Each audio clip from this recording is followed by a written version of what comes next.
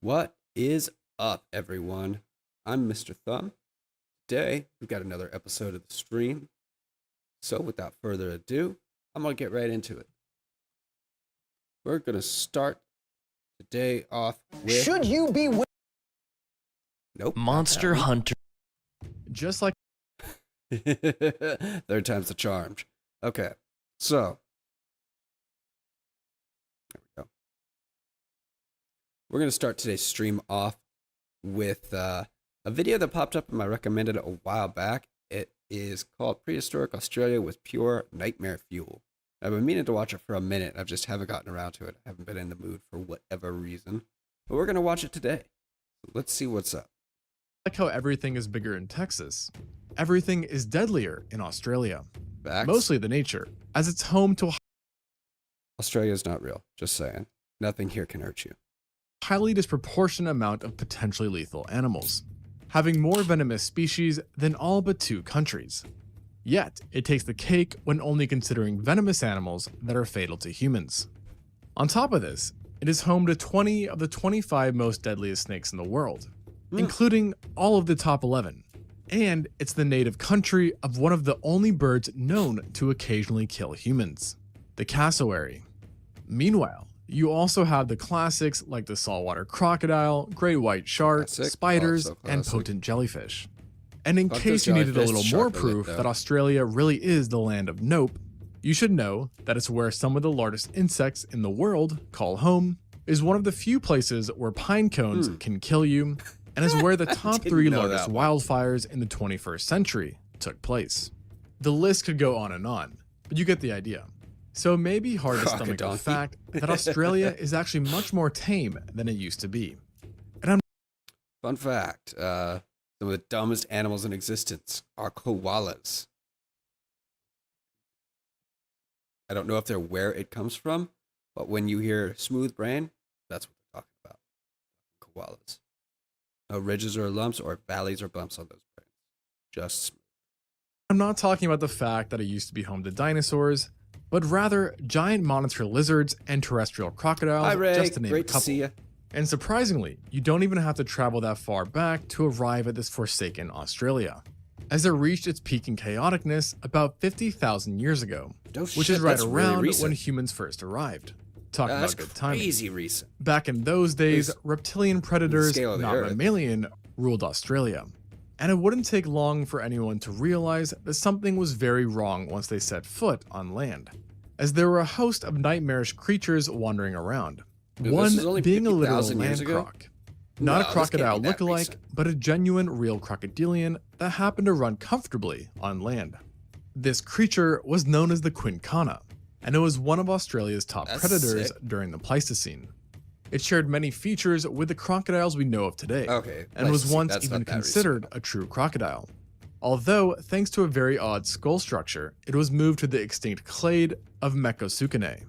Along with the odd skull, paleontologists also noticed that it had some strange wonder- legs as well, that were very Mecosukene. long for a crocodilian. Hang on. Sorry. Gonna bump this back a little bit. Very odd skull 'Cause I wanna structure. know It was if- moved to the extinct clade of Mecosukene. Along with the odd skull Back. structure, it was moved to the There it is. I'm trying to see, does it have... 'cause it's got Mecosukene. I'm looking to see if Deinosuchus is in here. I don't see him. I don't know where Deinosuchus would be then. Okay, moving on. extinct clade of Mecosukene. Along with the odd skull, paleontologists Deinosuchus also was the noticed that it had some giant strange fuck legs off as crocodile. well, that were very long for a crocodilian, allowing it to keep its body clear of terrain and potentially sprint. This has led to it being considered a terrestrial predator, with further evidence coming from its hoof-like toes and flat tail, which wasn't designed for swimming. Unfortunately for all land dwellers, the quincana was also no small critter, with most adults measuring 3 meters or 10 feet and weighing 200 Aw, kilograms or adorable. 440 pounds, Fuck that. Nope, making it I'm just nearly kidding. identical in weight to a medium-sized American alligator. Not to worry though, as there were larger individuals He as had a well, big old gash on with his one back. specimen reaching 6 meters or 20 feet in length. At this size, it had no problem taking down mammals. including an unlucky human from time to time. Getting attacked by this Oh, they were croc that was an recent. absolute No way. nightmare, as its 1,000 teeth years were ago? designed to slice animals up like a filet mignon, with each tooth being blade-like, compressed, and heavily serrated. These kind of teeth are referred to as xiphodont teeth, and is what was commonly seen in theropods. Having such vicious dentition let the quincana take down animals that were considerably larger than itself, with each bite tearing through large portions of flesh and muscle. There's a chance as well that you couldn't even outsmart this croc by jumping in the water, as there is some evidence that it was an accomplished swimmer, in spite of spending most of its life on land. Shockingly, or maybe by this point, unshockingly, even a terrestrial croc that could swim and had dinosaur-like teeth wasn't safe from other Australian creatures, as there was also the largest known terrestrial gruesome. lizard walking around, Hope that's not TOS. Megalania. There's a fair chance you've heard of this reptile due to its recent popularity. Yet, you may not have heard that it's So no it's- I longer think it known was as the the largest monitor Megalania, lizard- rather monitor lizard Varanus ever. priscus, Okay. meaning it was actually a giant species of monitor lizard. Right. I thought Despite this that's what it was, classification change, the Megalania thought is that's still what it usually always referred was. to by its original name. Perhaps because it's much more fitting as it translates to the Great Roamer, a nod to its massive size, and massive it was. Paleontologists never seem to agree on the exact measurements, but all estimates have given it a length of at least 3.5 meters or 11 feet, Okay. with an That's not that approximate far weight off of from what we got now. 158 kilograms or 348 pounds. Modern, oh.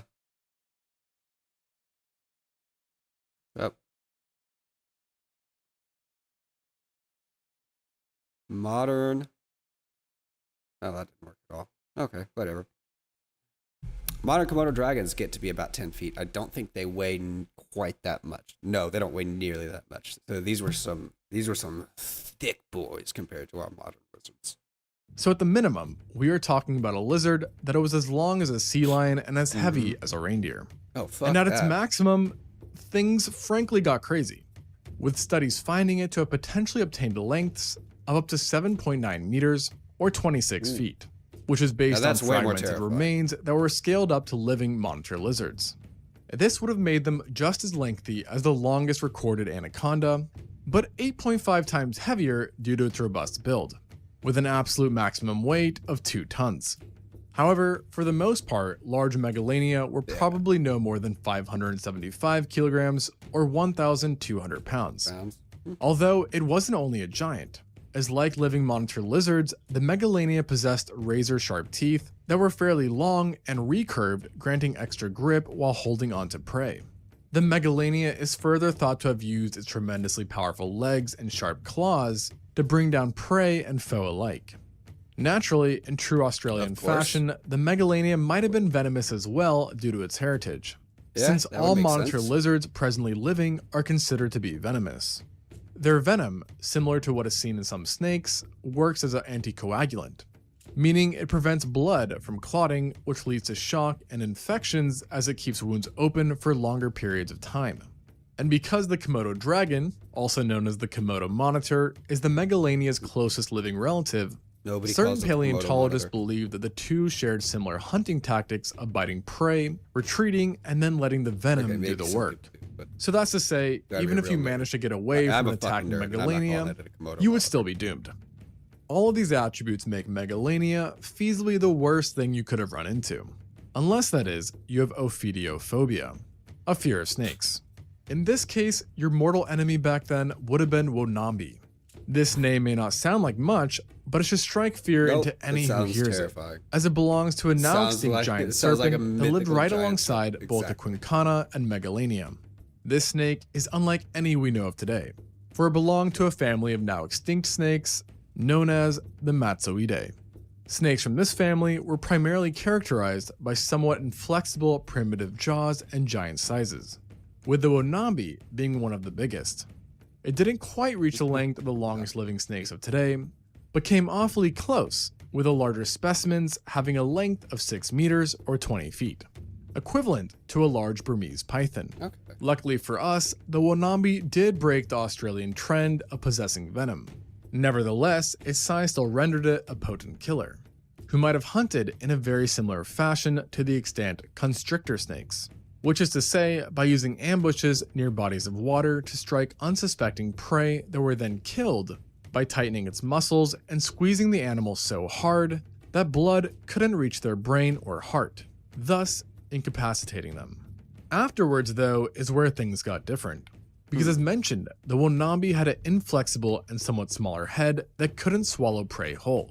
This may sound like a good thing for prey, but in reality, it just made the snake more nightmarish.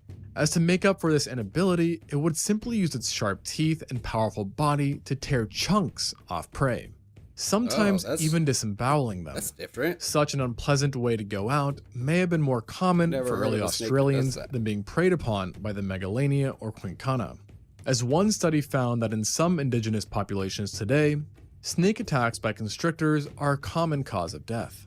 By now, it would be reasonable for you to wonder how any mammal could survive living with so many reptilian horrors. And the answer is, the mammals were just as crazy, best exemplified by the Thylacoleo. This mammal is best known for its immense size, with adults being the largest known mammalian predators to ever live in Australia. On average, specimens were about the same size as a European wild boar, while the largest Thylacoleo were on par with fully matured female lions and tigers, with whom it also shared a few characteristics. Yet, this was no feline. Far from it, actually, as the Thylacoleo was really a marsupial mammal that is most closely related to the koala. And like the koala, it's thought that the Thylacoleo had a smaller brain. However, in its case, a smaller brain was a huge advantage, as it gave the skull more space for extremely dense muscles and wide, sturdy bones. That ultimately led to the strongest bite, pound for pound, of any known mammal. It's been estimated that a medium-sized Thylacoleo was capable of biting with the same force as a lion 2.5 times its size, leading paleontologists to suspect that this marsupial was capable of taking down big-bodied prey that were 15 times heavier than itself, and it likely did so in an extremely unique fashion, thanks to its dentition, which consisted of large incisors that were similar to the elongated canines seen in other mammals. Furthermore, it boasted giant premolars that almost resembled flat blades.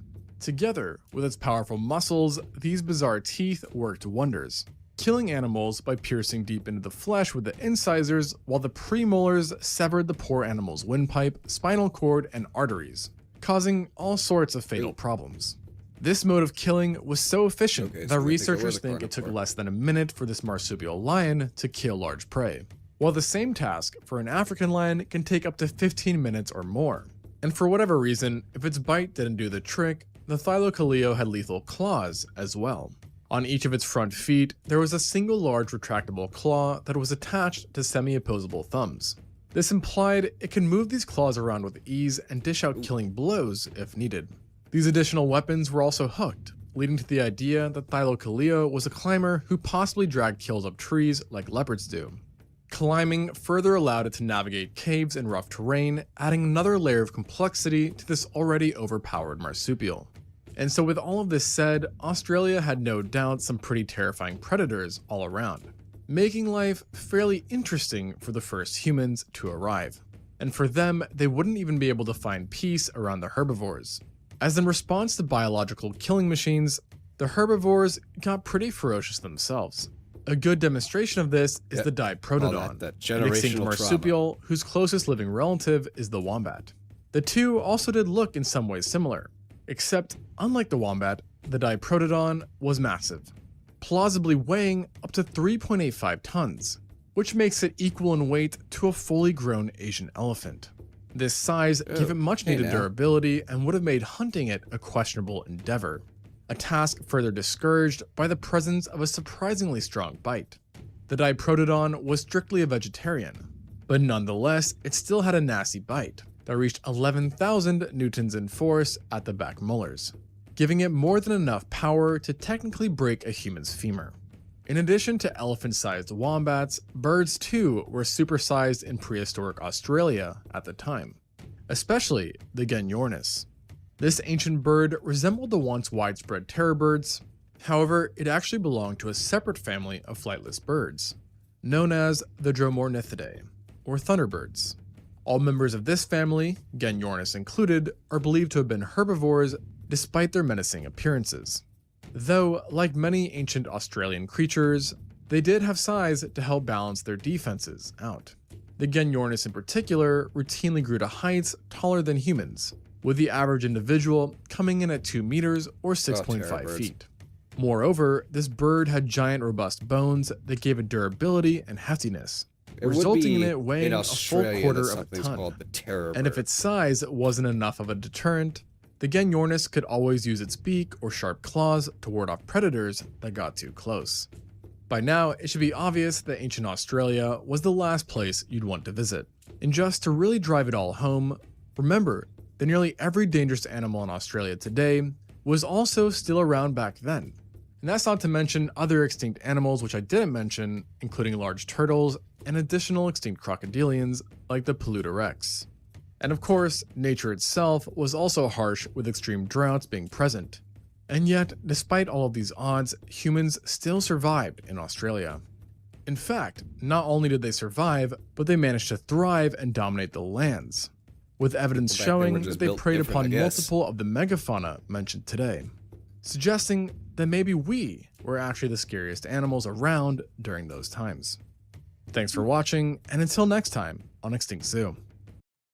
66. All right. So that was kind of cool. I mean, he already shouted himself out, but go check out Extinct Zoo. Super cool content coming out of there. We're going to watch more of his stuff in the future, I think. Oh, we have watched some of his content already. That's why I got this recommended to me. We watched his Quetzalcoatl video. So I think next,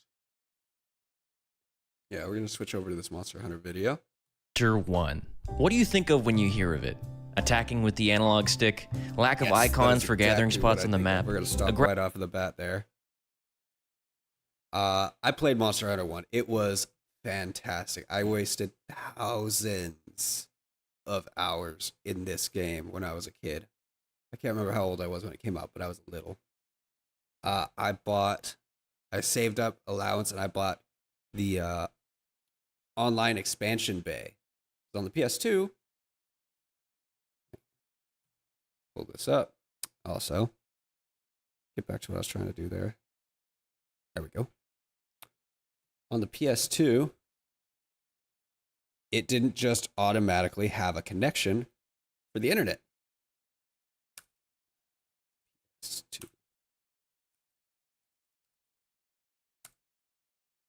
You had to get one of these things.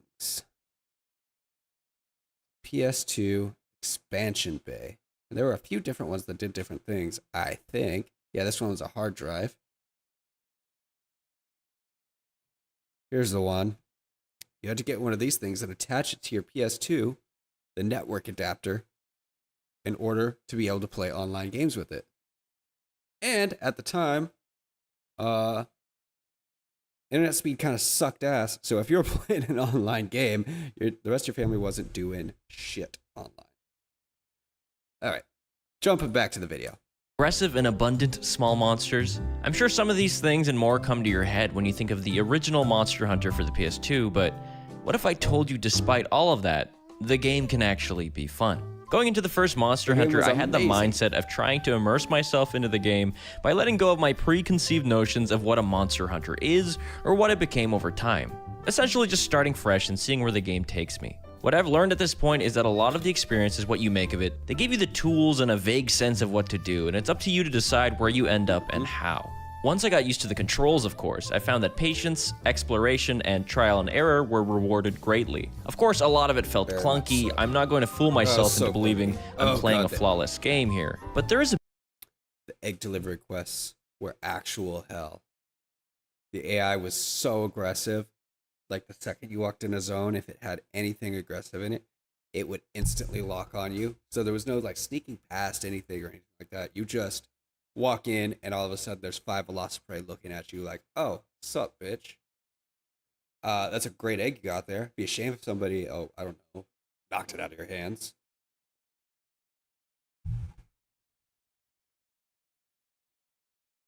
The beauty and depth to Monster Hunter 1 that, as I'm progressing through, I feel is often overlooked. What made me even more excited was that I didn't even get to what was considered the best part, and that's I guess I hunting can with full others screen this on the video. line. Well, in the spirit of Oh having God, all and this the aspect freedom, ratio. perhaps I flew too close to the sun. I decided that I wanted the first monster I hunt in Monster Hunter 1 for the PS2 to be Rathalos. So before I even see the Velocidrome for the first time, I'm gonna take this flying red freak down. How? Well, you know how in other Monster Hunter games, the flagship monster shows up in unexpected quests? For example, how Tigrex shows up during the Popotung quest in Freedom 2, or Lagiacrus for the Monster Guts quest in Tri. That basically happens with Rathalos in the Egg Delivery quest within the 2-Star Village quests in Kokoto Village. Of course, when you have a Wyvern Egg Delivery quest, you'd expect an intimidating Wyvern blocking your path, so that's not very surprising. But what's interesting is that you can set out on this quest and hunt Rathalos before you fight your first real large monster, which in this game would be the Velocidrome. Unlike something like the Lagiacrus quest I mentioned earlier, where the game won't let you actually successfully hunt him, you can hunt Rathalos and obtain drops from him in Monster Hunter 1. So that was my lofty goal, to take down Rathalos as my first hunt. And that's the journey we'll be going over in today's video, as well as the many different features and quirks of the first ever Monster Hunter title. Will I still be enjoying this game as much as I have been up to this point by the time I achieve slaying this Rathalos? Or will I succumb to its harshness? certainly not. All I can tell you now is what unfolded during my hunt with him simply left me utterly speechless. But before we get into the meat of this event, there are a couple of things to note on how exactly I'm playing through the game. Technically, I'm playing through an English translated version of the Japanese release of Monster Hunter 1. It has a couple of differences in gameplay that I'll mention when relevant in the video, but essentially it's the earliest official build of Monster Hunter. The reason I'm playing it this way is because it's the only way to access the private servers for the game. However, we're just going through the village, so we won't see any of that just yet. I'm also playing it all through a physical PS2 so I can have the authentic Monster Hunter 1 experience, PS2 analog stick and all. If you want to watch me go through this beauty of a game, I had one of these. Mine was smaller, but I had one of these. They were just, it was so sick. You had like looks exactly what it looks like. You had a PS2 controller with a full QWERTY keyboard in the middle, because there was no comms in any of these games back then. So if you wanted to talk to somebody that you were in a quest with, you had to type that shit mid-quest.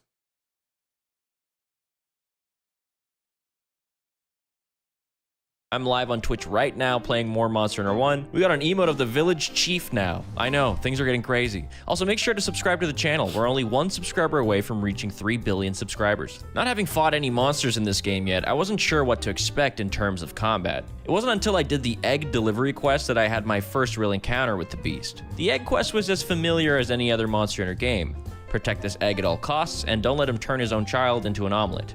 However, I was surprised at just how ruthless he was in chasing after me. Also, fun fact, in this game, Wyvern eggs actually take up an inventory slot when you're holding it, so you gotta make sure you have some room. Rathalos gets his own cutscene when you first meet him, and it's definitely a little intimidating. I lured him into his nest so I could traverse the next area safely, but I forgot that you have to walk off this cliff a certain way to not do this. We're good, right? We're good? The second time around, I jumped off correctly, and the game jump scared me into thinking Rathalos was coming. And all we have to do is just get to area...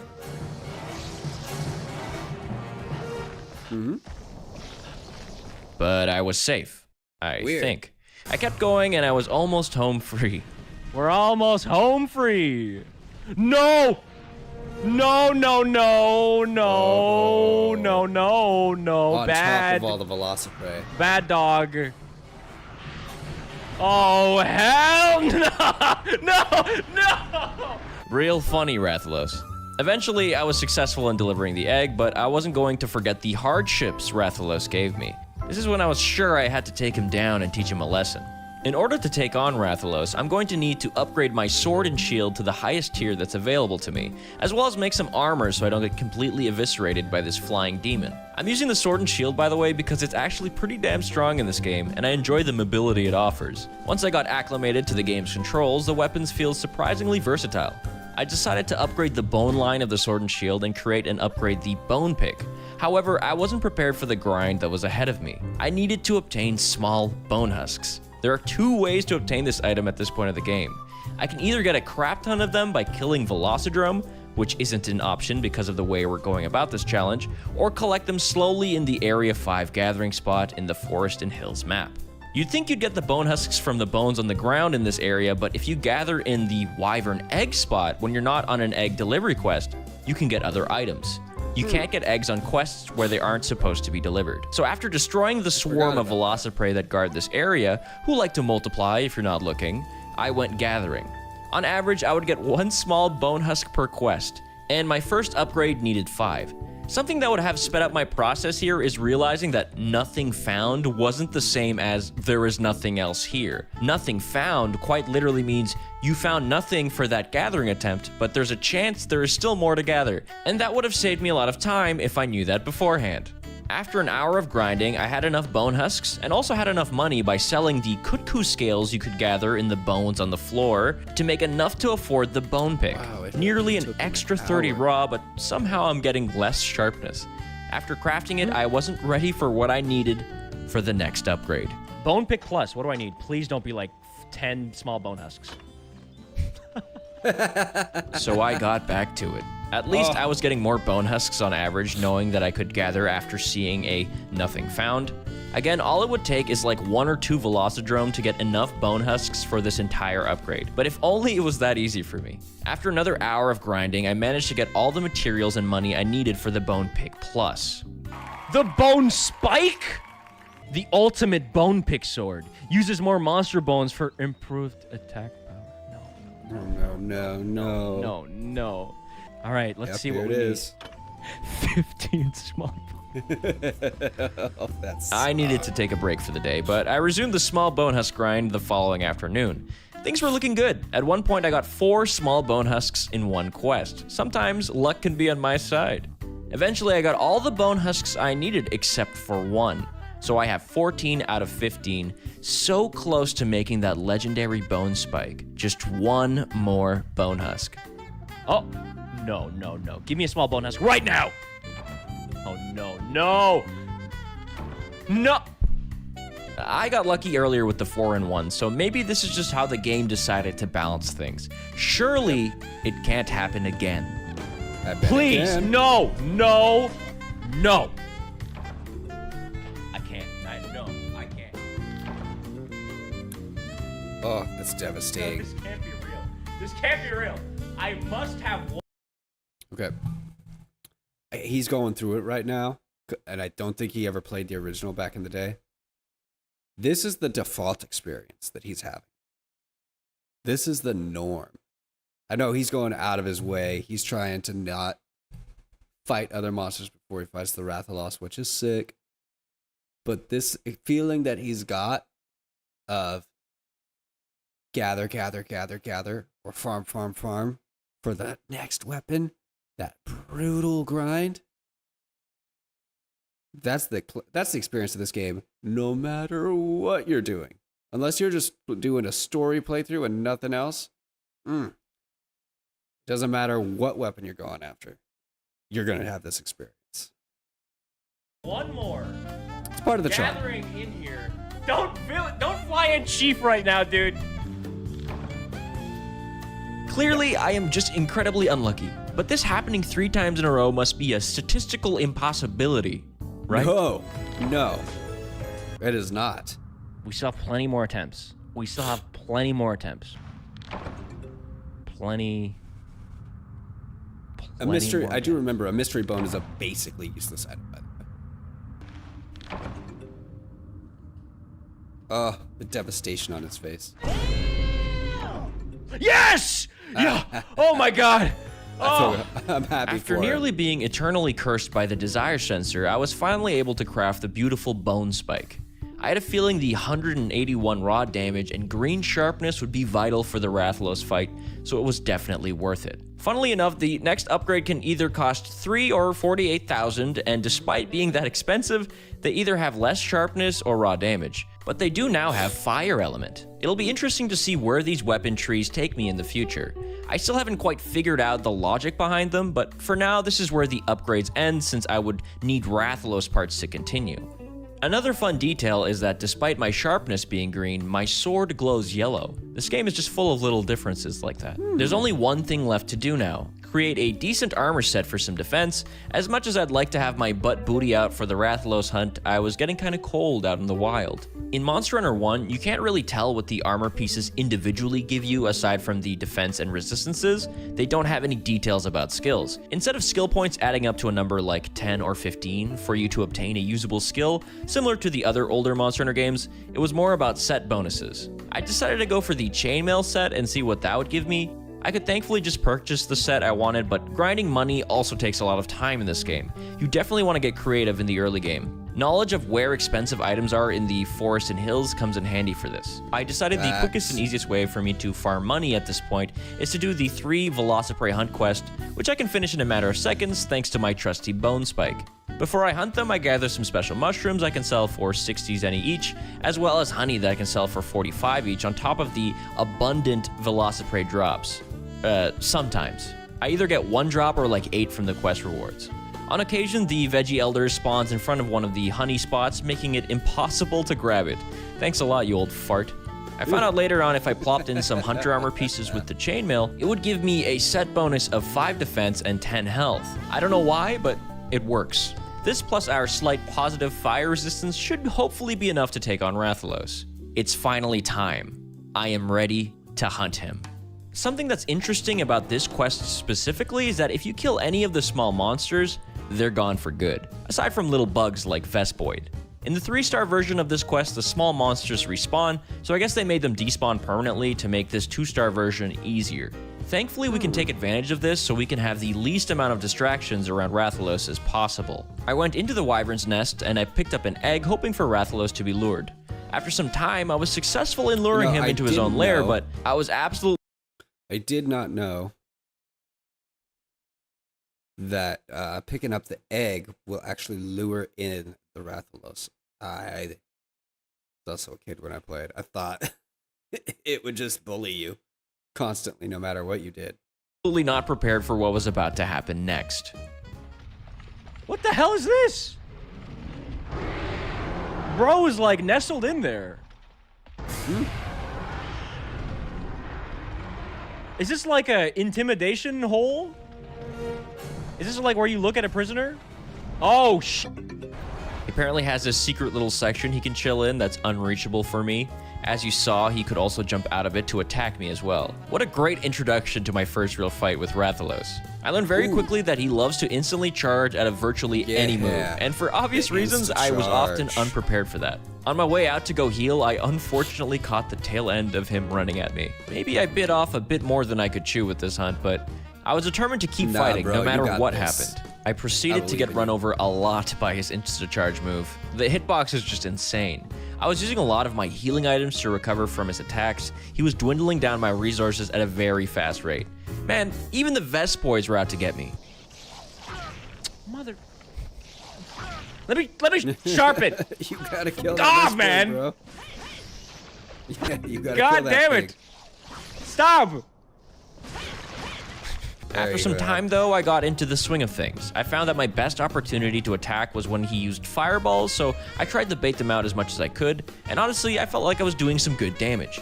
If I was behind Rathalos, or at least avoiding his direct gaze, I could avoid most of his insta-charge moves. This is when Rathalos started doing some trolling. He loves flying around and wasting time. I ended up actually breaking his head, so I was feeling confident, and I was flinching. He will legitimately fly around for 5, sometimes 10 minutes at a time. Just fuck you. Nah, I'm done with this fight. He'll just go and hang out in the sky for a bit, and then come back when he's ready to do it again. Him a lot too. Another reason the Sword and Shield is so good is the shield itself. It comes in handy blocking moves like wind pressure, roars, and his venom strikes. Making good use of the shield was vital if I wanted to have a real chance at taking him down. Like I mentioned earlier, I was using a lot of healing items, but the fun thing about Monster Hunter 1 is once you memorize the locations of all these gathering spots, it's cool to be able to replenish things like herbs and potions and whetstones when you know where to find them. It took some time out of the hunt, but at least I wasn't screwed out of not having any more vital items for the fight. Although, that being said, I did forget to bring my barbecue spit, despite having a bunch of raw meat, so my stamina was not going to have a fun time during the rest of this hunt. Something happened that was incredibly confusing to me. Despite it all... For anybody that doesn't know, in old school Monster Hunter games, you could not get you couldn't pull items out of your storage in camp. That only started with world. So what you went in the hunt with was what you had, unless you could gather it in the area that you were doing the hunt. If you forgot barbecue spit like he did, you just didn't have one for that quest unless you went back to the village and started over. Only being 20 minutes into the encounter, Rathalos was sleeping. At this point in the hunt, though, he must be close to dying. He's sleeping. How naive I was. Apparently, it's rare, but monsters in this game can choose to sleep and heal whenever. This unfortunately cursed me with a false sense of confidence. Oh, and a fun fact about Rathalos' sleeping animation, by the way, is that in the original JP version, he sleeps like flying wyverns like Yan Kutku, and in the Western release, it was changed to him sleeping on the ground as usual.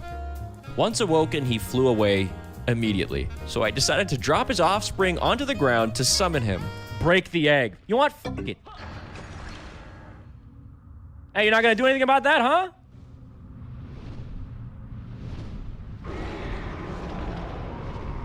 Okay, I regret all of this. I don't think he liked that. Fighting monsters in Area 9 is quite difficult because the camera is zoomed in on you for what I would assume are cinematic 9 was purposes, always the probably worst. because the map is so narrow.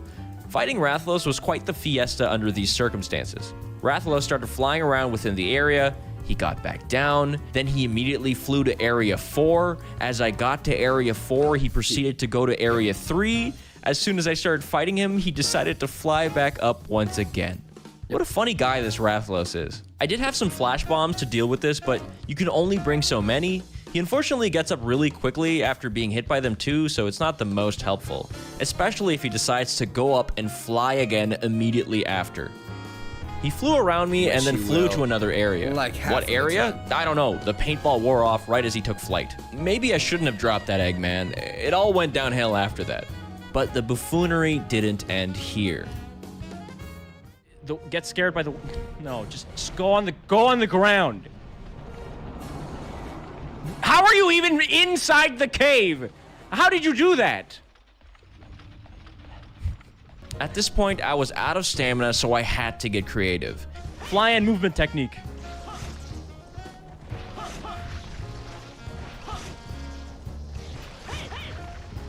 Fly and movement technique. I decided to drop more of his eggs in protest. Surely he'd come back to avenge his kin. Eventually, I just stood there holding an egg. I waited and waited and waited So I some didn't more. know that you could After lure minutes him of with the waiting, he egg. decided to finally come back home. I think I said that earlier. I did say that earlier.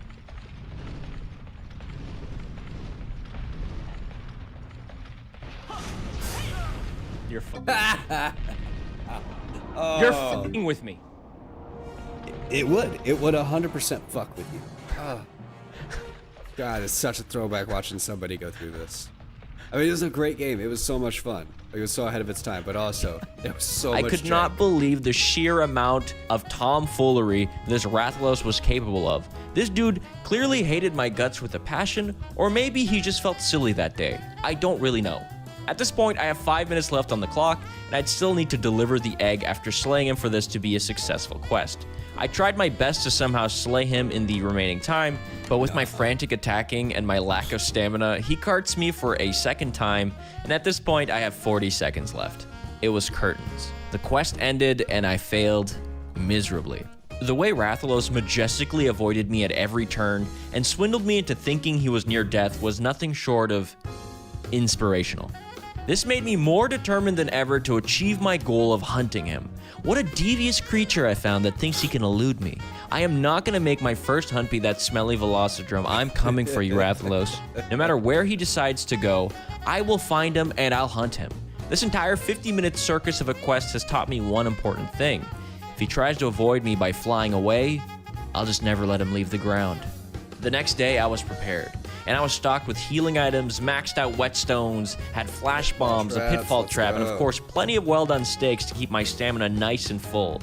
Hell, I even bought barrel bombs, despite them being insanely expensive at this point in the game. No cost was too high. I'm ready to cook, and boy, did I start cooking. I'm invested. I want to see him win.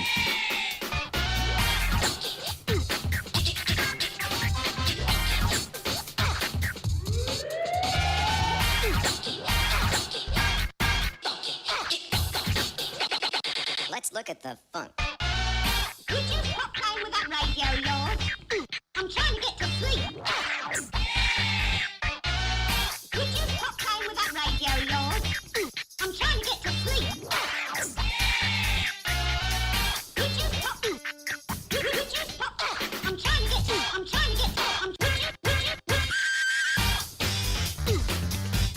Oh, that's satisfying. That's not satisfying. That's always a bummer.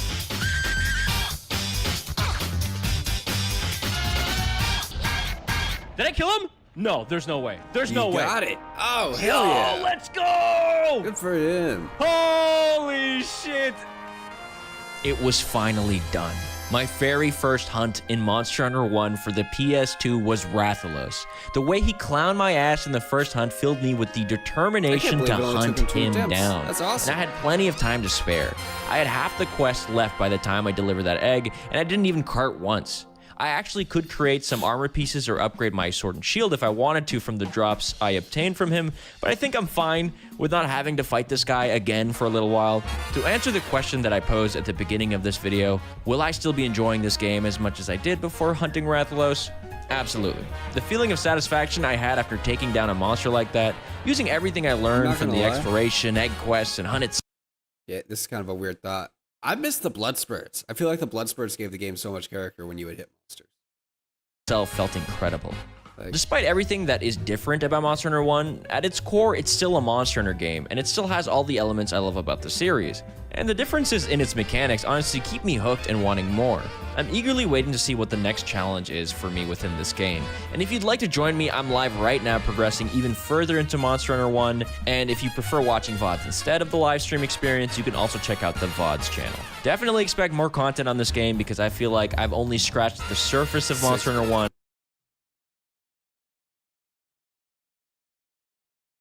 So, for anybody that's curious, this creator is named Flyin2. I gotta say the same shit every time. I enjoyed his stuff. I will probably watch more of it. I guess I am gonna say the same shit every time. Moving swiftly on.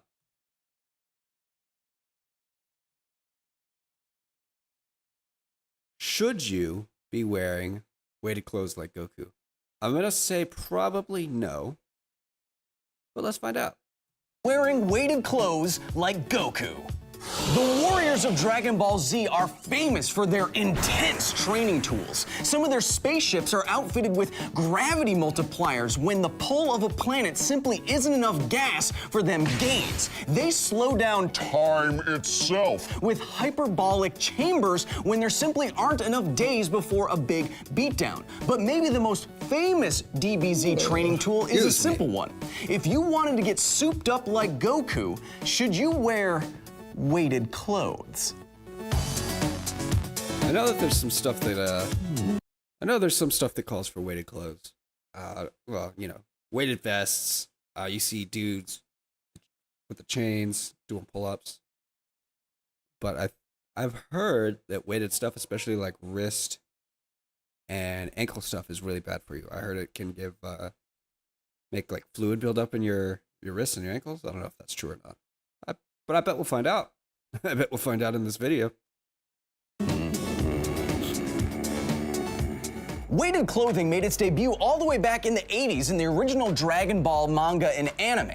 The clothes are as basic as boots, wristbands, headgear, and t-shirts, weighing many kilograms that are worn all day and act to increase a user's effective weight while training. Removing these weighted clothes can also instantly boost the power levels of a user. You can go to the nearest sports store and pick up more or less the same equipment right now, but will it give you strength and speed gains like Goku? First of all, how massive are Goku's weighted clothes? Well, the best example that we can put numbers to is in episode 140 of Dragon Ball when Goku is fighting Tien.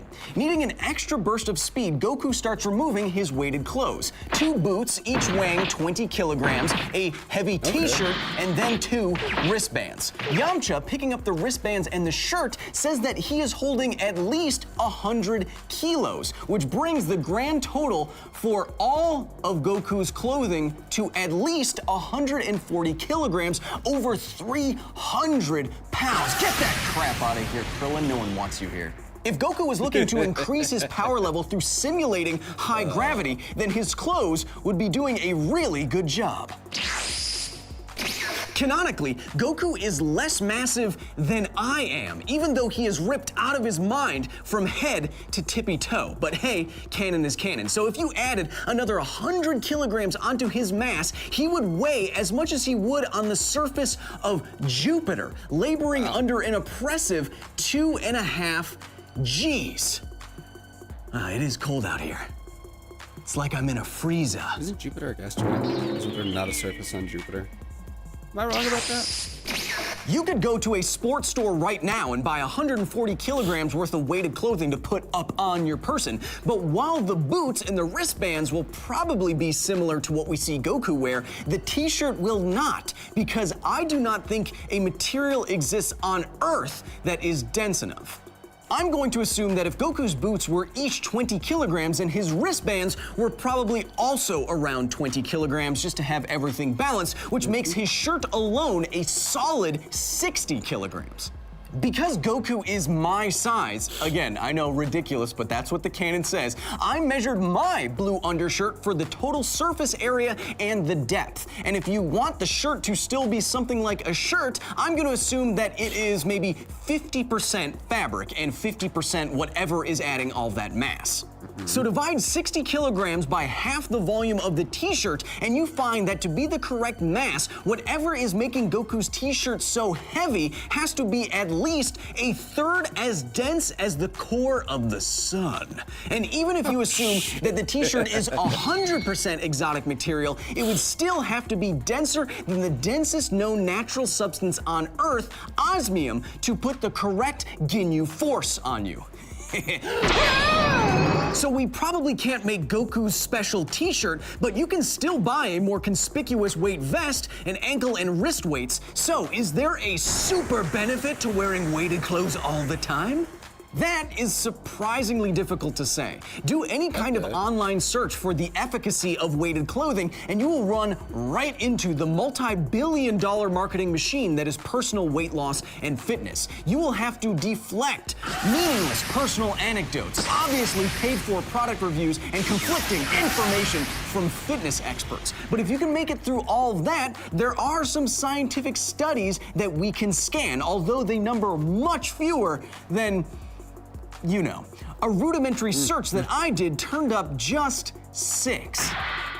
The studies that I could find evaluated wearing a weighted vest all of the time, like Goku might, across a number of weeks, testing participants on a number of agility-based tasks like running, sprinting, jumping, and push-ups. Now, if living, training, and fighting in weighted clothing all the time and then removing it could seriously increase your power level, then you would expect large effects in these studies. But the results are incredibly underwhelming. Both the sprinting and running times decreased by less than a second within a margin of error. The number of push-ups that a person could do after training in a weight vest for weeks all of the time increased by less than 10. Their vertical leap increased by just 10 centimeters or under 4 inches. One of the authors of one of these studies, smart boy Timo Rantalainen, that's better, concluded this way: the effectiveness of wearing a weighted vest. Hang on, before we get to that conclusion. 10 more push-ups and another 4 inches on your vertical jump. That's not nothing. That's something. That neglects to mention how many push-ups the baseline was. Was this person already doing like 100 push-ups in a row, or were they doing 10 push-ups in a row and now they can do 20? I guess it doesn't fucking matter, really. Those are both appreciable gains over the course of a few weeks. And 4 inches on a vertical jump, that's fucking huge. That's a lot. So whether or not it's worth it, or if there's long-term detriments, I don't know. But that's definitely, it feels like that's downplayed a little bit there. All the time, and training in it is only good for slight improvements in agility. And because the effects are so small, you should only be wearing weighted clothing during training and not all of the time. These studies examined weight vests specifically, and so minor gains in leg and core strength make sense.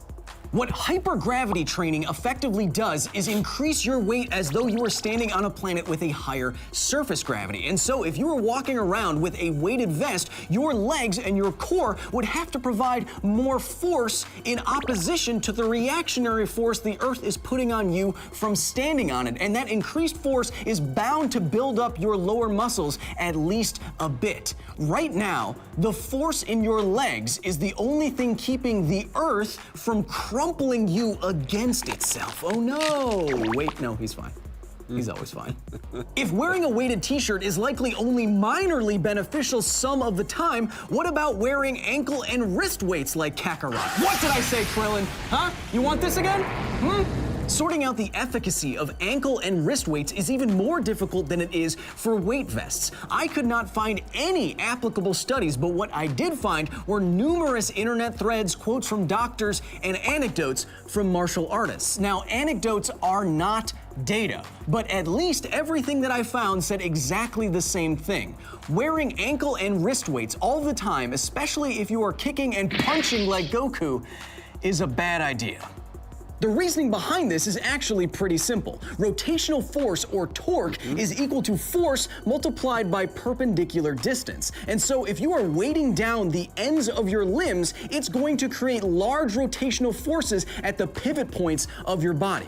And so if you are trying to normally kick and punch like Goku, except with weighted limbs, you are likely to dangerously overload your muscles, ligaments, and tendons with rotational forces they aren't used to, using weight compensated techniques that they are not familiar with.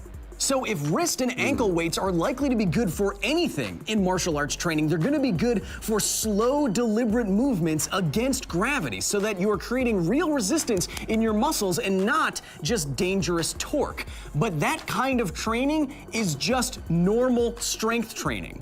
And so everything that I could find says that if you're gonna use wrist and ankle weights Goku style, you should either be supremely careful and not walk, jump, run, kick around like Goku does, or don't use them at all. I warned you! And keep in mind, almost all of the weighted clothing that we have evaluated so far have weighed less than 10% of the body weight of the user. Goku's weighted clothing was well over 100% of his body weight, like he lived on the surface of Jup Jup. And so these proportions would only exacerbate all of the problems that come along with wearing weighted clothing all of the time. Look, I am not saying that weighted clothing has no value. Here I am on a rock wall with a weight vest weighing 20% of my body weight, so I must think that it can be beneficial.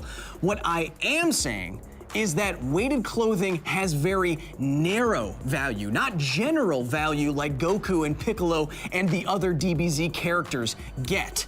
And it can come along, especially when you increase the weight, with a lot of dangerous downsides. In an attempt to show just how obesity can stress the human body, this fitness dude put on about the same amount of weight that Goku's weighted clothes have, and he almost died while trying to walk just a few kilometers. So, for the sake of training and increasing your power level, should you be wearing weighted clothing all the time like Goku? I don't think so. Not only have scientific studies not found any major benefits, wearing wrist and ankle weights all the time has a serious potential to injure you and change your gait and your balance enough that what you gain is joint pain, not brawly, bashing muscle. And if all that wasn't enough, removing all that clothing is not gonna instantly make you stronger. If anything, it's just gonna remind you what fighting normally felt like with whatever power you had remaining. Ki ain't free, because science. All right, that one was fun. So, y'all already know who that is. That's Kyle. That's because science. Now, we're gonna switch it up right here for just a minute.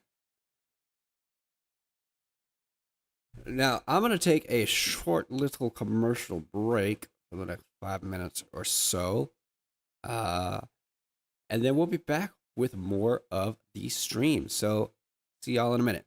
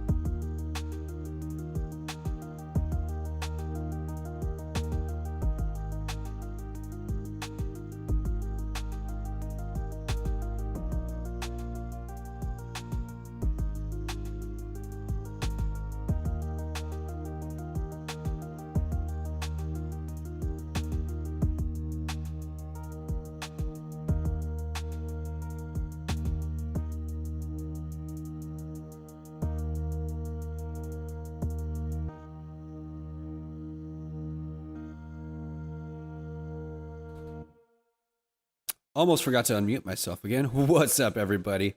I am back, and we're going to kick it off with some more Monster Hunter Rise content. So,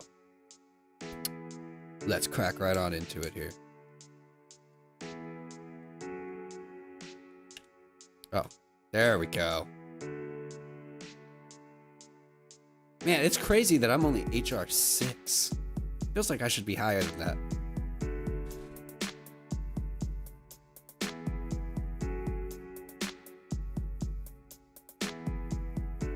That's what it feels like. Am I tripping? Music seems loud.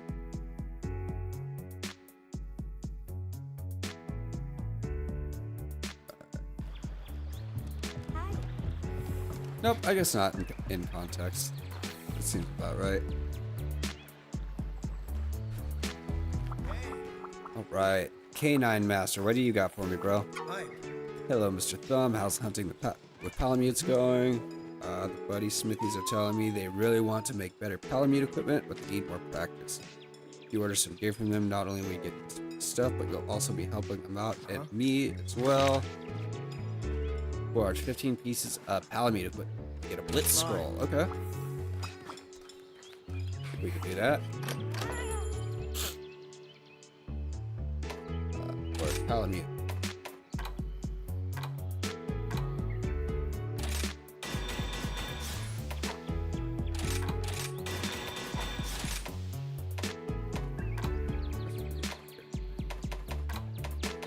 What all do I have scraps of? So we just forged the Kimura.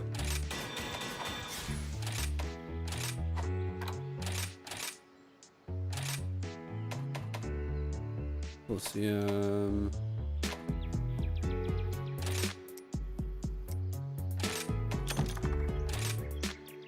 Okay, let's make.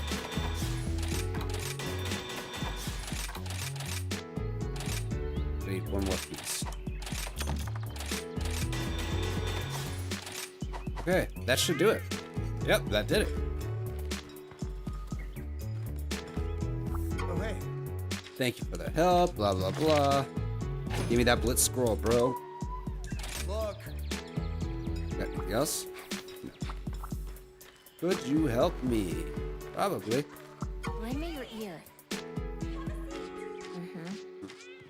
Not gonna lie. Oh! Fuck yeah!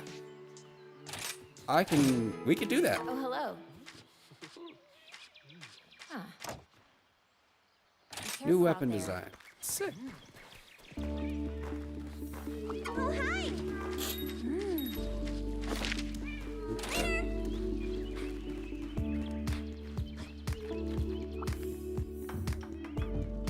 It's a true Meowster piece.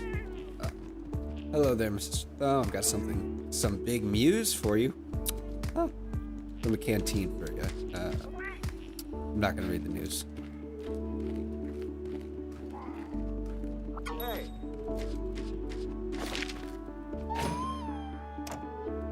See ya. Okay. I think I already picked up. Yeah, you didn't do anything. Hello. You now do 6-star quests. Welcome to the hub. Which quest would you like? There's only one quest that I want to do right now. Do it for the Dango. Nope. Invoke the insect glaive. This is the only quest that I want to do. Good luck out there. Ew.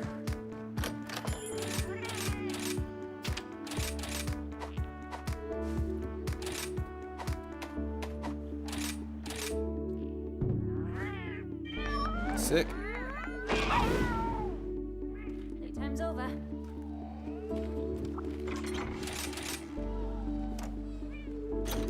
Okay, we restock everything. It's all looking good.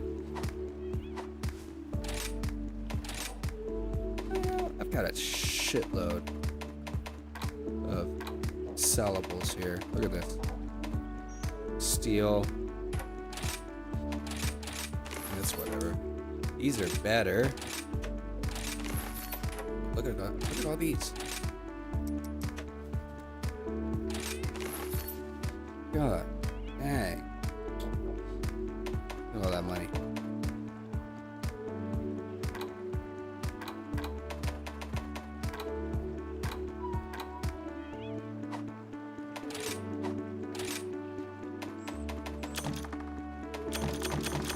Definitely don't need that. Okay. I think we're good.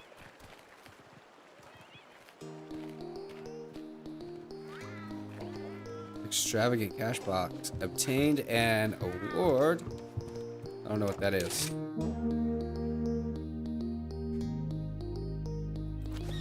Ready for anything.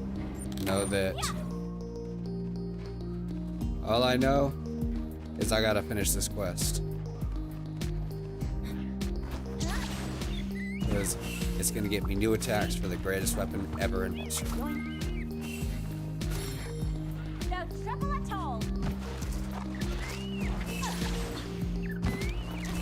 Okay. And who all am I supposed to kill? Somnicanth and Acnosop. Okay, so I don't need to worry about Baryon. That's good. Run. Sweet.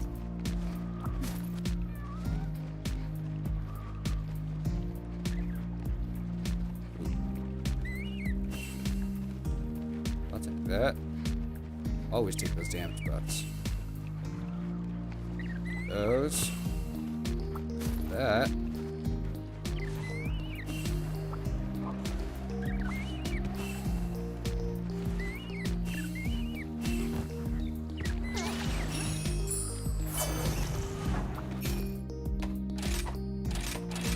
Sick.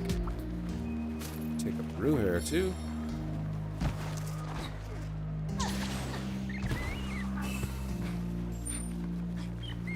Let's go. Now I know that there's like routes through here, or through these maps for like optimal. What's the word?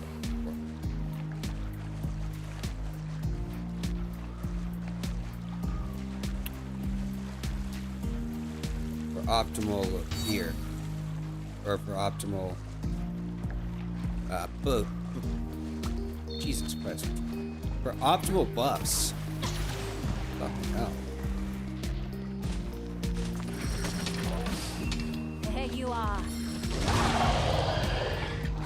God damn, I cannot believe how much brain fart I just had. That was insane.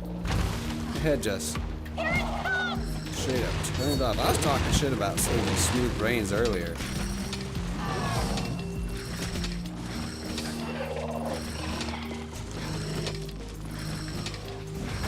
Bitch. Look at me. There we go. Oh, shit. Oh, what's up, dude?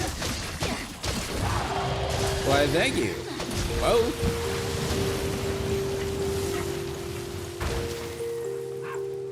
Bam. Big hit, big hit. Okay. You two can just go ahead and beat each other up. Did he leave?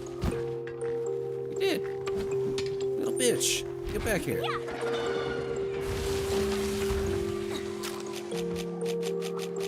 Acnosop, you're your own whole bundle of annoying. I'll fight you next. Not Acnosop. God damn, what is wrong with me? I need to start these streams earlier.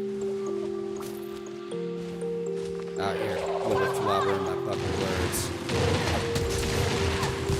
Can't even do. Streamers only really gotta do two things: play the video game and say shit. Barely able to play the video game.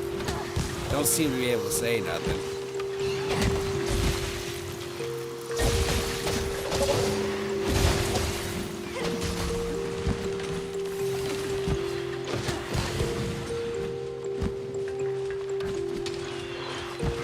Get out of here with that shit. Come here, big boy.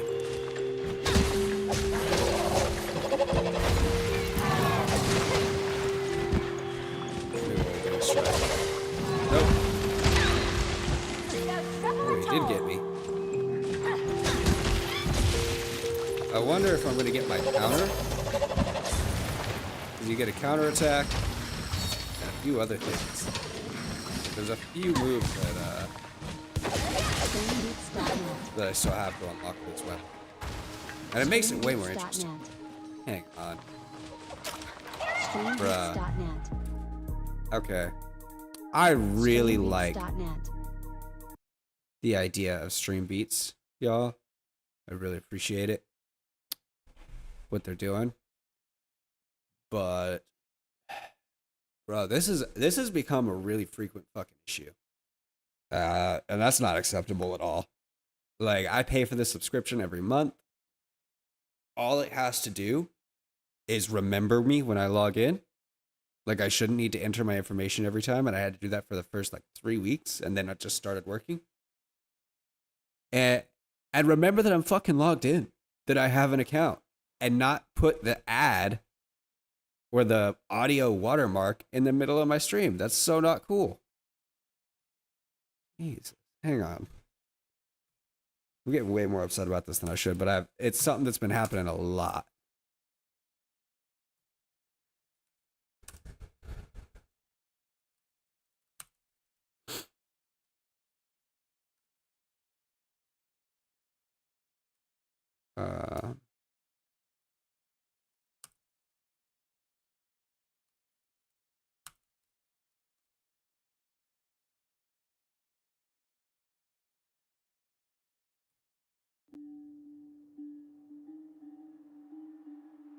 We're gonna try this.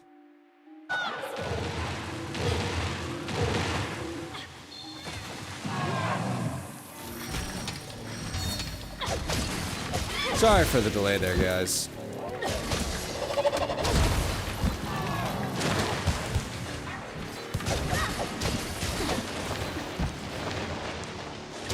We're gonna just have to live dangerously and take somebody's word that their playlist on YouTube is in fact royalty free. And I'll get this sorted out on the next stream.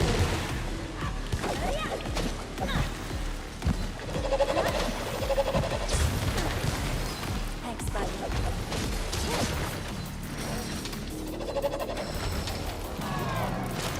Stop begging for mercy. Hey now. Let's go.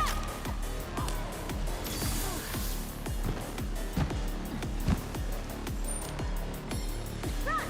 This just won't do. I hope this is royalty free because this is fucking sick. I'm digging this music.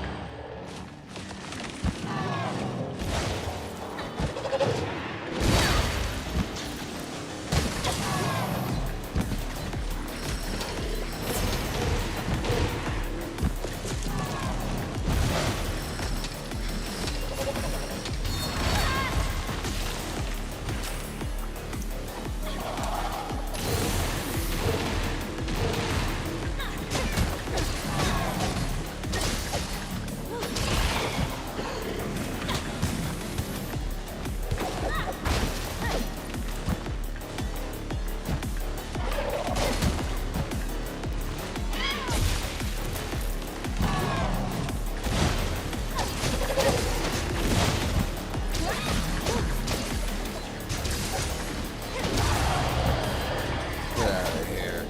MrThumb. Get to follow it. Where you think you're going, bro? This fight ain't over.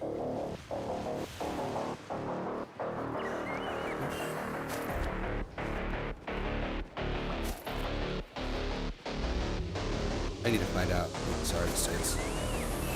Because if it's not royalty free, I'll pay this to you.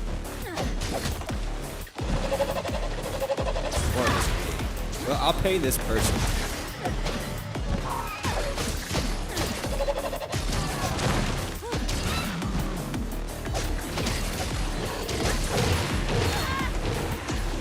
Shit.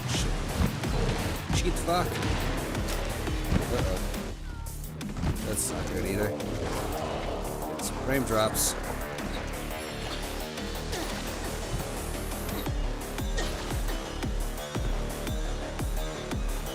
Why am I getting frame drops?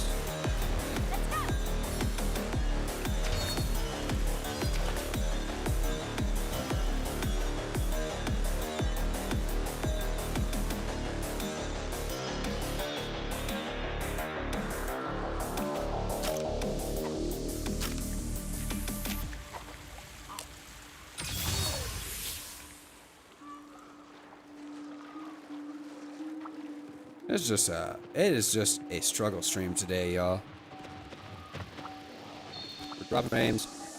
At least we're in a playable spot again. Here we go. This is gonna be the name of this stream. Fucking struggle stream. I don't want to fight you. No, thank you.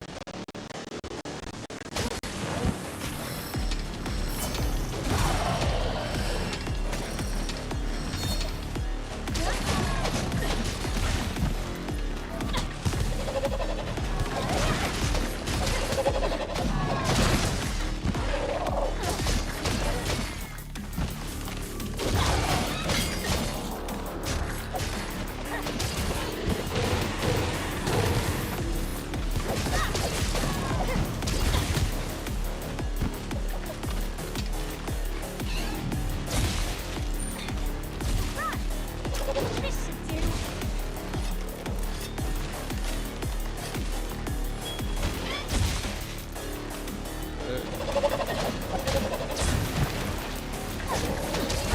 Oh, yeah. Get out of the sky, bro. Fuck you.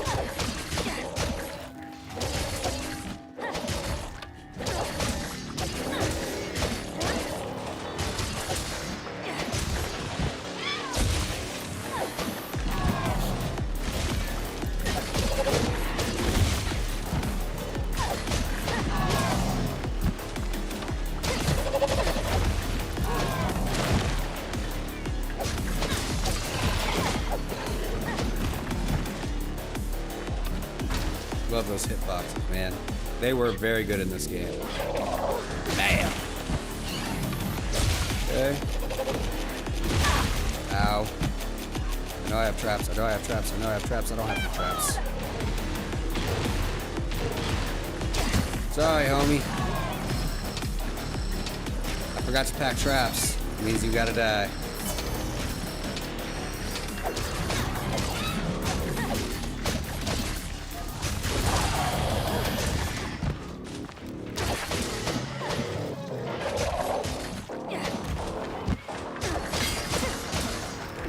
Oh, but I was having so much fun.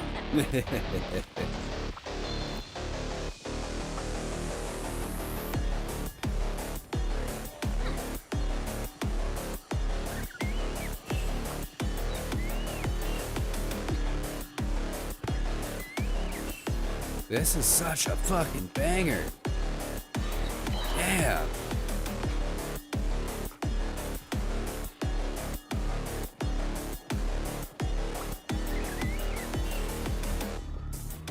I mean, I'm not sure the exact legalities of it. I don't know that it matters yet, since I typically don't make any money off of this.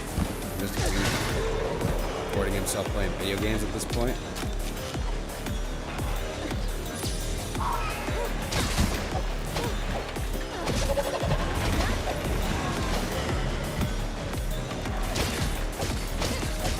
Jesus, how many parts are there left to break on you?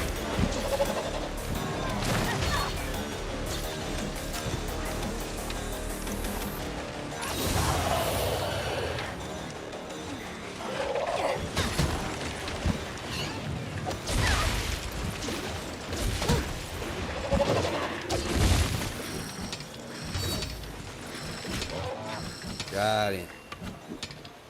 We got him, boys. We got him. Let's go. You won't be needing this. Yeah. Don't mind me. Struggle stream today. Nothing personal. So all that's left is Somnicant. So let's go clap some Somnicant cheeks. Gonna clap the can, if you will. God, that was terrible. I'm sorry. I apologize for that. That was a horrible joke. I promise I won't do any better next time. This is the level of jokes you expect.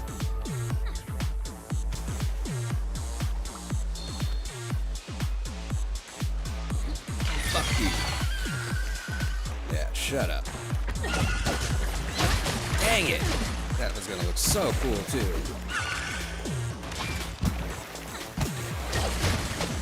Open with a flash bomb and then come in and just plop, plop, plop, plop, all on his face. Bitch. Who the hell do you think you are? Smacking me out of the sky.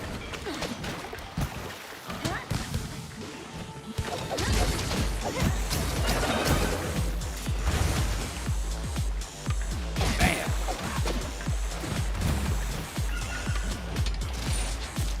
Yeah. Just what to do.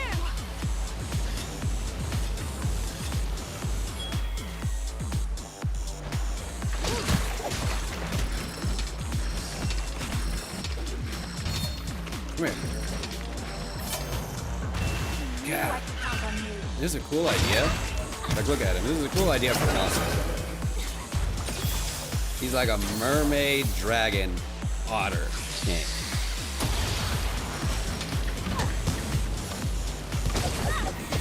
God, this is the ugliest fucking thing. Like, he's clearly a mermaid dragon, but he also kind of swims around like an otter, like that, see? Puts shells on his belly and smashes them. Super sick.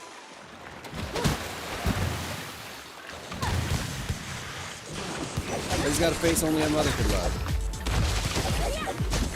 If we're being honest, real generous if that mother was able to love that face.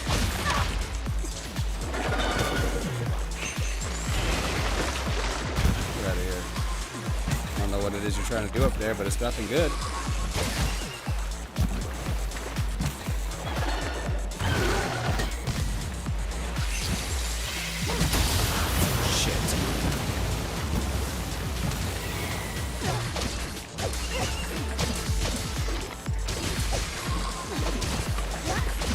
All aboard the struggle train today, y'all.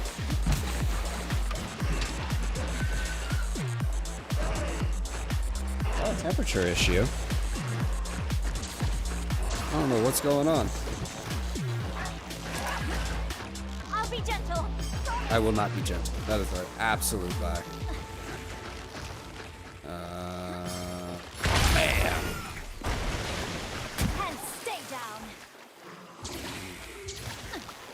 You are the one I want, Mr. Baggy. Do the buckies. This way? Right up here. Up here. Oh, yay. Thank God, my fucking frames. This is who I want, right? Bam! Bye-bye. Right there. Now let's take this guy back. I won't. I'm not gonna be gentle. I'm gonna fuck you up.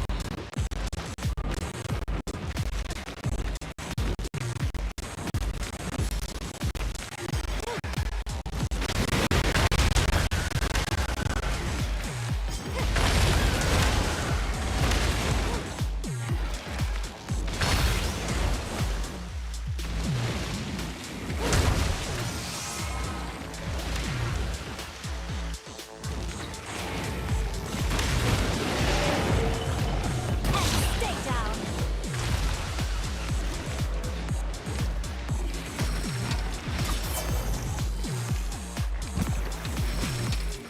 I wonder if it's because my system needs cleaning. I feel like we're just gonna... I game on a laptop, which is super sensitive to, one, it being dirty, because it's just these tiny little fans in there. Two, it's also super sensitive to the ambient temperature of the room. But it's only this. So that's... I don't know what's going on today.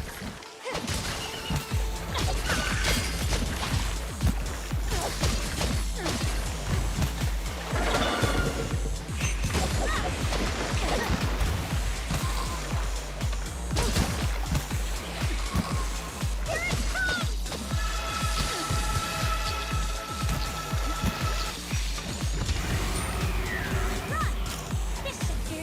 Oh shit, that's got some range to it.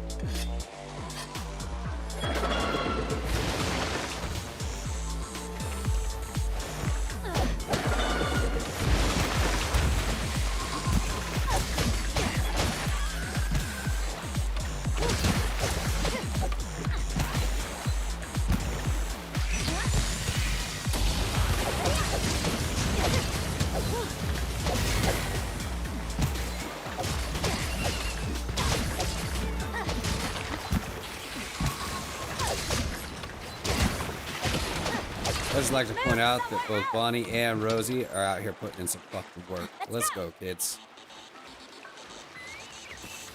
And they're still wearing low rank armor, I think. I did upgrade their weapon. I don't know that it's strictly necessary to upgrade Palico armor. Or Palico armor.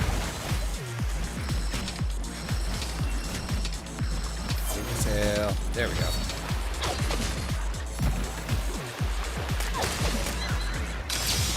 Shit. That's not good. Help me. Rose, help. Oh, fucking ouch. Oh, bibbles.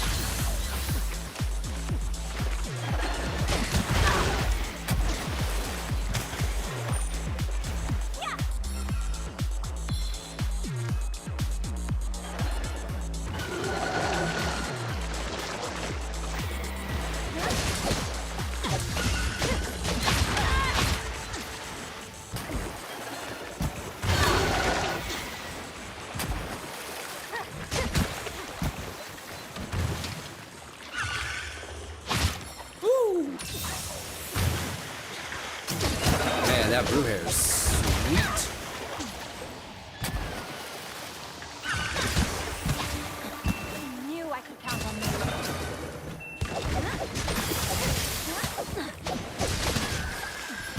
Nice.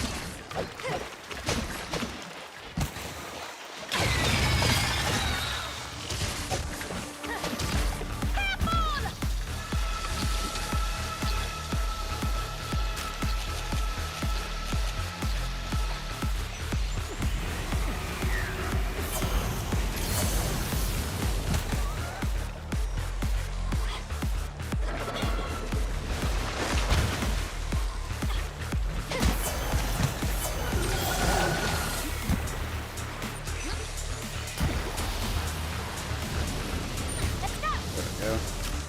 Stop begging for mercy.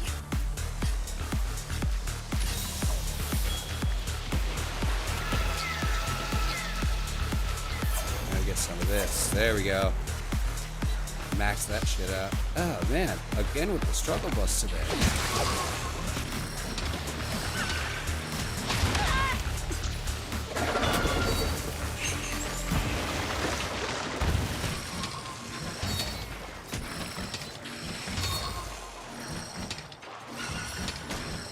Just stone.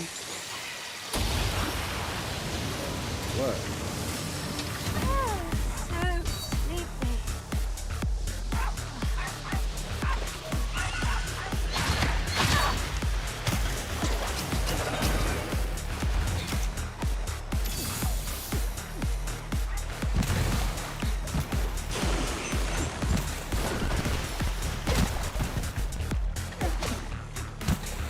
Oh shit. Ooh, what's up, homie?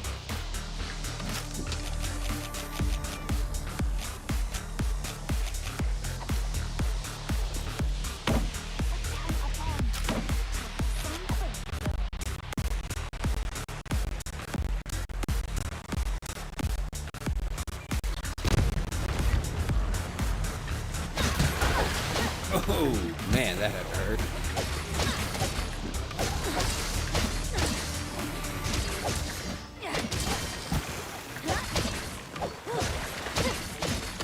The Lagombi has appeared. No thanks.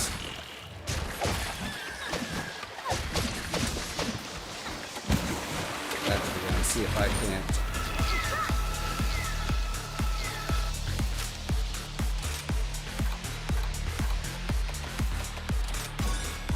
Yeah, I got this stuff. No! Oh wait, yes. Yes? Yes. Oh my!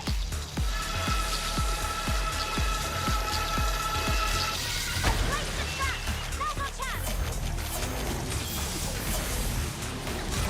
There we go. That's it. You. Piece of cake! Fuck you, Somnicant. Fuck you, Somnicant. Fuck you, drop frame rates.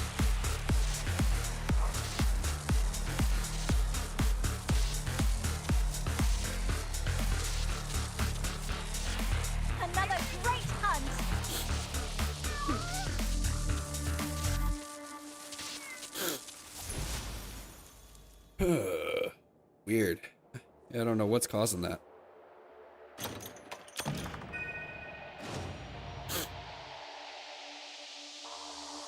I think it's just time to upgrade my computer. I think it's time. You got a 3070 for a decent deal right now. Hey, knowing my favorite pupil. Stay out of trouble.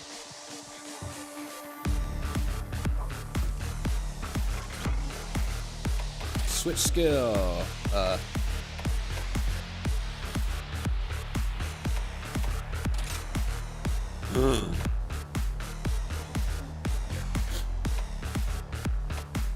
Oh ho ho ho!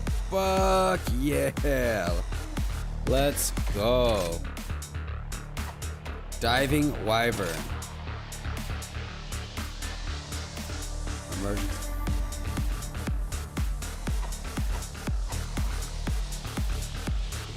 Okay. Do we have the training rate room yet? I don't think we do.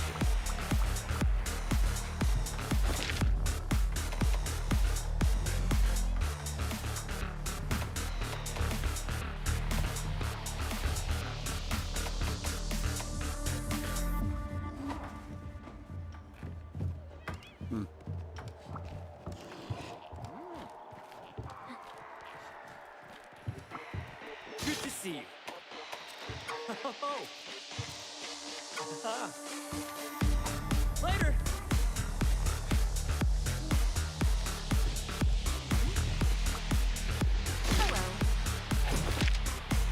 So we're gonna do.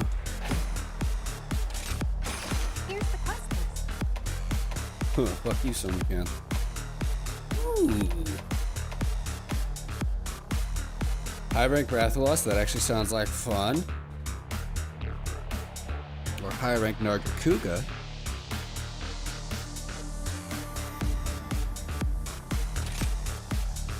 I'm thinking high rank Nargacuga. Wish you well.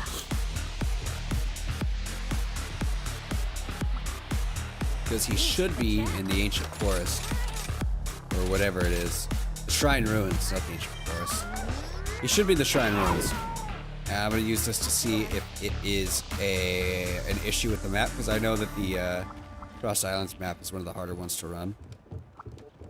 Or if it's just an issue with my computer today, and if I need to just come back tomorrow. Oh. Well, shit. I didn't mean to depart yet, but that's okay. Oh. Flooded forest, okay. I thought we were gonna be somewhere else for this quest.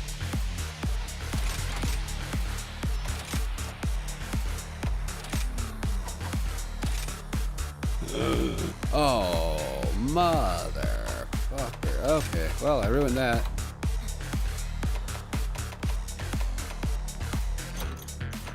Oh, crap.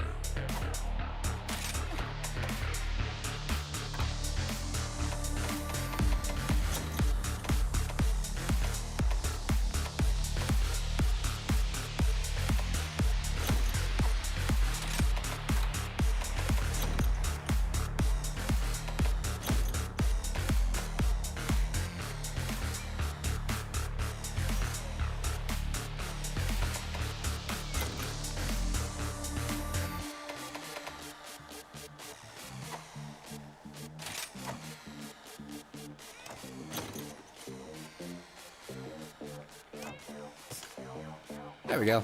Okay. Let's ride.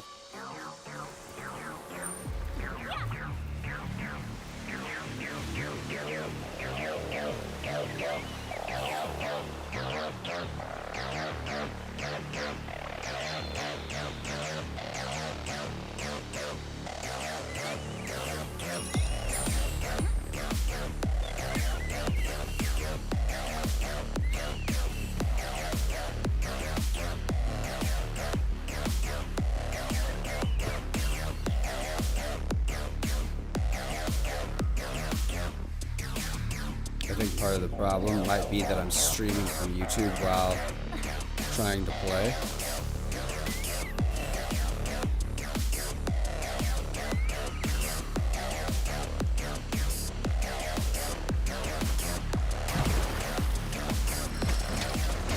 That's our target, huh?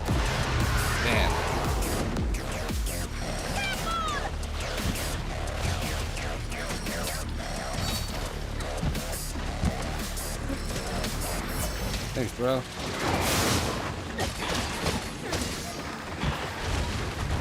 Fuck.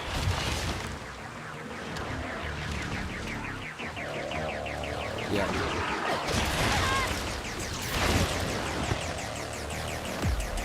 Feels like there's just too many things happening. Well, there's only a couple of things happening, but one of them.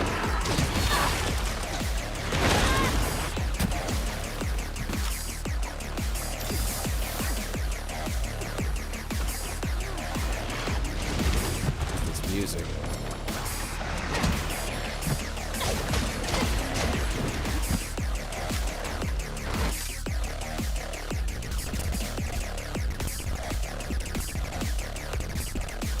So disappointing.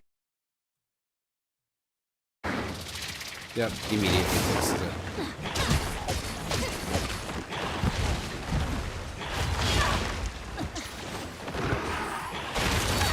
Well,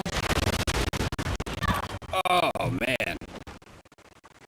Guys, we're gonna have to come up with a new music solution tomorrow. I'm not sure what the solution is. I don't want to just keep running the Monster Hunter Rise. Music, because it messes up when I go to try to edit this stuff down later. But I don't... I'm not sure what to do about that. Maybe I can download some songs and play them on a different media player in the background. So that we're not trying to take up so much or so many resources streaming a song on YouTube. Maybe that'll help.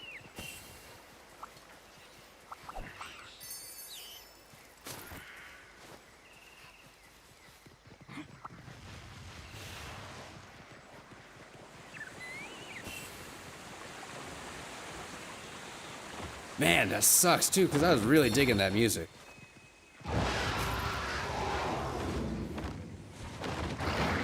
Bro, today is just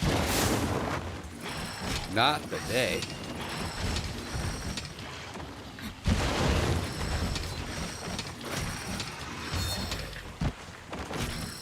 All aboard the struggle bus! Woohoo! That was way too close. Here it comes! Ooh!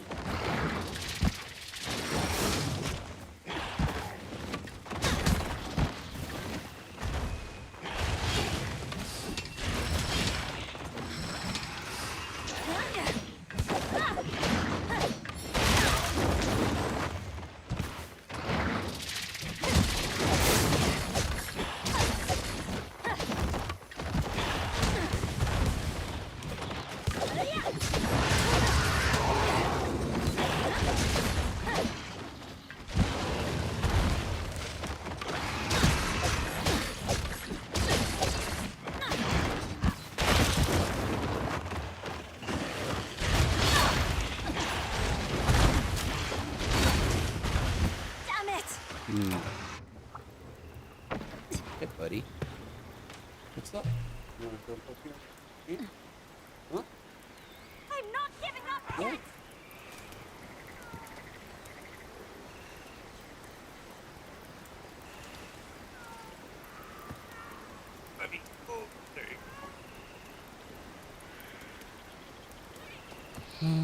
Too bad. Look who it is, y'all! The Clyde boy! Here to grace us with his presence. The one and only Chuck. Nope. He is not going to grace us with his presence. He's going to dip out. Hi, Clyde. Bruh, what are you doing? So he keeps rubbing his head up on my legs and doing that cat thing where they like figure eight between your legs, you know? But when I bring him up here to hang out, he's like, nah, I'm good.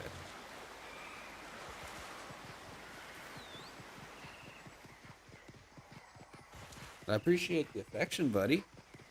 But you can come up here and hang out if you want. No? Okay.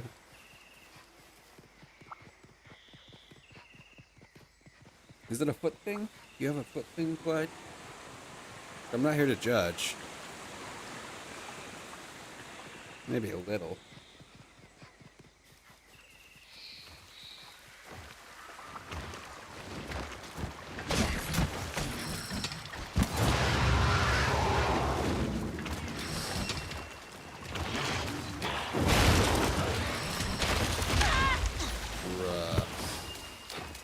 It's not the music. Go back, Art. Again. This is gonna hurt.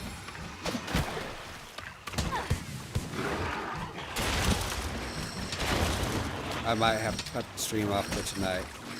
We'll see. I'm not sure what's going on here. But I know I don't like it.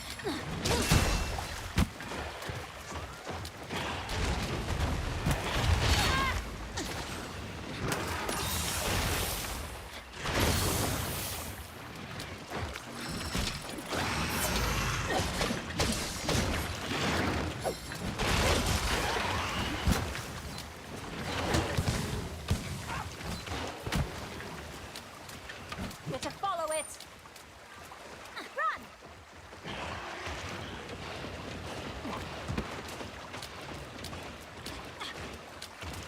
I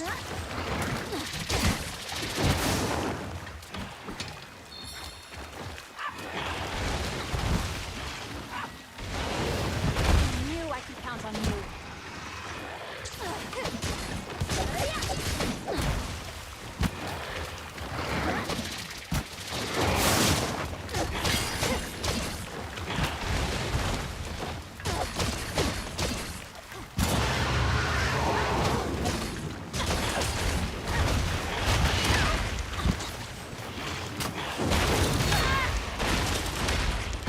Okay. I think I'm gonna put a cap in it there. I'm not sure what's going on with my system tonight. I got some diagnosing to do.